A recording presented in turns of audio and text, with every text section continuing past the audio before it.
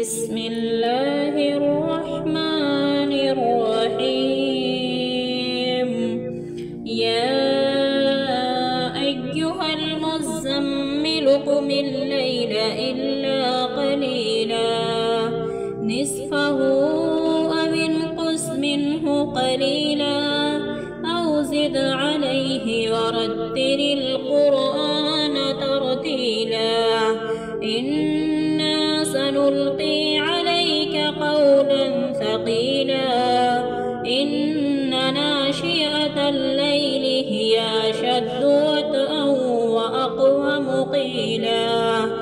إن لك في النهار سبحا طويلا واذكر اسم ربك وتبتل إليه تبتيلا. رب المشرق والمغرب لا إله إلا هو فاتخذه وكيلا. واصبر على ما يقولون واهجرهم هجرا جميلا. وذرني والمكذبين أولي النعمة ومهلهم قليلا. إن لدينا أنكالا وجحيما وطعاما ذا غصة وعذابا أليما.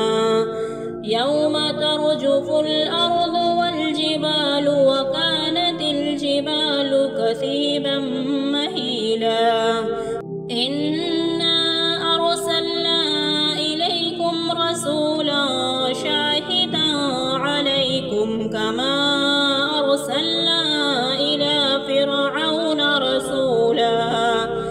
فعسى فرعون الرسول فأخذناه أخذا وبيلا.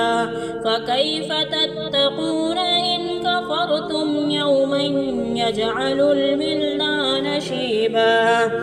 السماء منفطر به كان وعده مفعولا.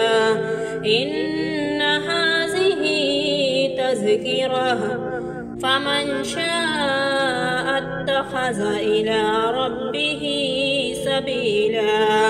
إن ربك يعلم أنك تقوم أدنى من ثلثي الليل ونصفه وثلثه وطائفة من الذين معك والله يقدر الليل والنهار. علم أن لن تحصوه فتاب عليكم فاقرؤوا ما تيسر من القرآن.